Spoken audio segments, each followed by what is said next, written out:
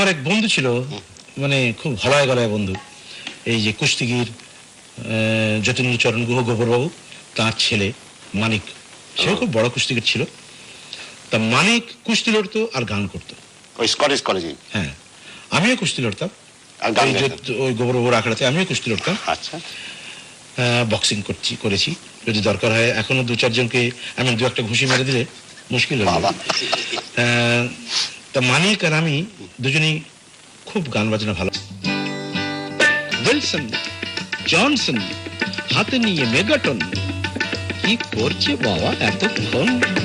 এদিকে ট্রাউট মাছে ভরে গেল পিপাসা ছিলাম, বেশ ফিশি ব্যাপার, অল ভেরি ফিশি। আমি আগন্তক, আমি বার্তা দিলাম, কঠিন অঙ্ক এক কষতে দিলাম।